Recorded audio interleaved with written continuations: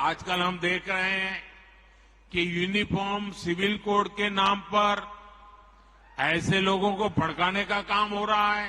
आप मुझे बताइए, एक घर में परिवार के एक सदस्य के लिए एक कानून हो, परिवार के दूसरे सदस्य के लिए दूसरा कानून हो, तो क्या वो घर चल पाएगा क्या? जिस यूनिफॉर्म सिविल कोड का पीएम मोदी जिक्र कर रहे हैं, क्या आपको पता है ये है क्या? क्या आपको पता है कि इसके लागू होने से क्या कुछ होगा? और क्या आप ये जानते हैं कि इसका विपक्षी दल के नेता क्यों विरोध कर रहे हैं? चलिए इन्हीं सब सवालों के जवाब हम आपको देंगे विस्तार से। नमस्कार, मैं हूं सत्या द्विवेदी आपके साथ और लोकमत हिंदी में आप सभी का स्वागत है। आज हम इस वीडियो में आपको यूनिफॉर्म सिविल कोड के बारे में विस्तार से जानकारी देंगे। पर उससे पहले अगर आपने अब तक लोकमत हिंदी के YouTube चैनल को सब्सक्राइब नहीं किया है तो जल्दी से कर दें, ताकि इस तरीके के जानकारी भरे वीडियोस हम आप तक पहुंचा सके। यूनिफॉर्म सिविल कोड का मतलब है कि हर जाति, हर धर्म, हर संप्रदाय, हर वर्ग के लिए सिर्फ और सिर्फ एक ही नियम का पालन करना।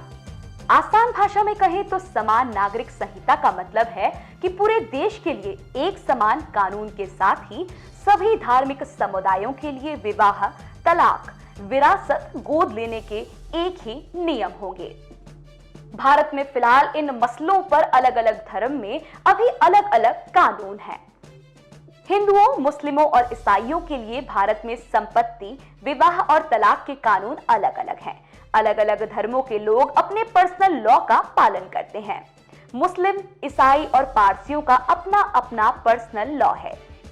हिंदू और मुस्लिम दोनों के पर्सनल लॉ उनके धार्मिक ग्रंथों पर आधारित हैं।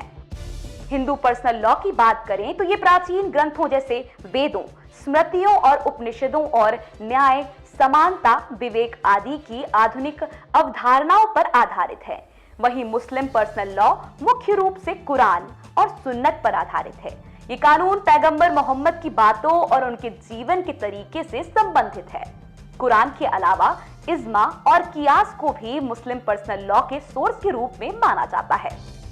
इसी तरह ईसाइयों का भी अपना पर्सनल लॉ है, जिसे क्रिश्चियन पर्सनल लॉ कहा जाता है, जो कि बाइबल में लिखी हुई बातों पर आधारित है। वहीं हिंदू सिविल लॉ के तहत हिंदू, सिख, जैन और बौद्ध आते हैं। आपको बता दें कि अगर एक बार यूसीसी लागू हो जाता है तो सभी पर्सनल लॉ को रद्द कर दिया जाएगा और सिर्फ एक नियम बनेगा, जिसे हर धर्म, हर संप्रदाय, हर वर्ग के लोगों को फॉलो करना होगा। इसके अलावा भारत में अगर यूनिफॉर्म सिविल कोड लागू होता है तो लड़कियों की शादी की उम्र बढ़ा दी जाएगी। गांव स्तर तक शादी के रजिस्ट्रेशन की सुविधा पहुंचाई जाएगी। अगर किसी की शादी रजिस्टर्ड नहीं होगी तो दंपति को सरकारी सुविधाओं का लाभ नहीं मिल पाएगा। पति और पत्नी को तलाक के समान अधिकार मिलेंगे। एक से ज्यादा शादी करने पर पूरी तरह से रोक लग जाएगी।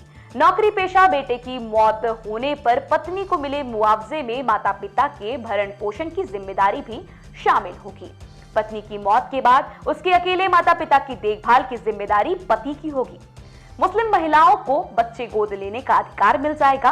उन्हें हलाला, इद्दत से पूरी तरह से छुटकारा मिल जाएगा। लिव इन रिलेशन में रहने वाले सभी लोगों को डिक्लेरेशन देना पड़ेगा।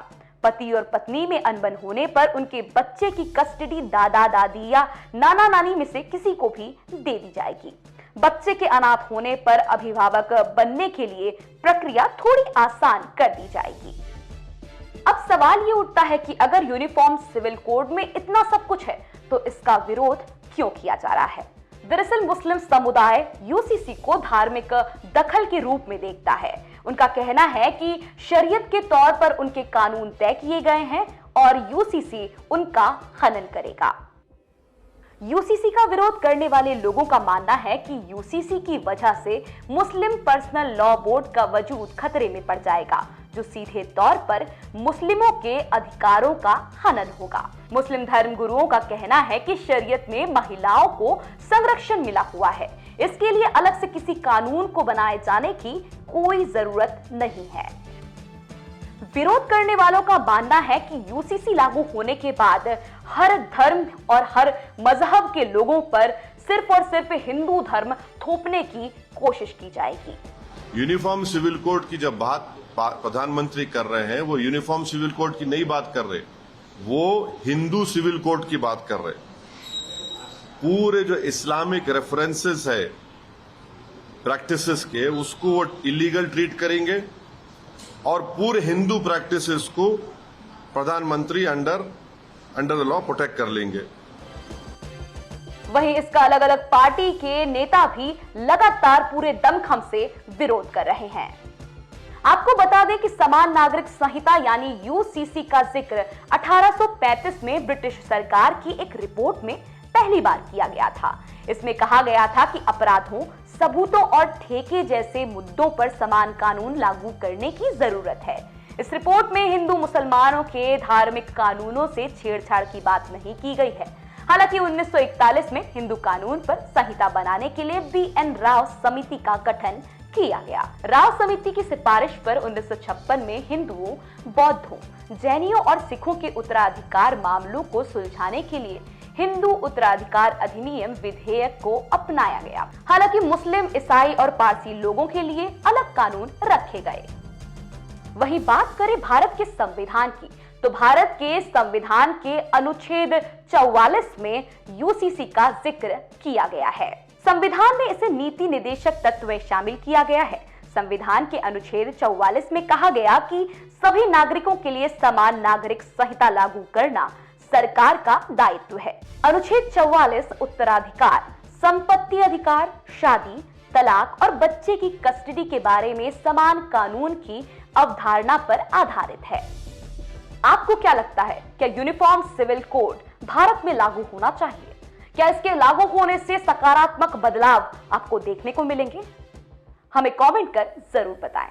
फिलहाल इस वीडियो में इतना ही। ऐसे ही वीडियोस के लिए लोकमत हिंदी को सब्सक्राइब करें।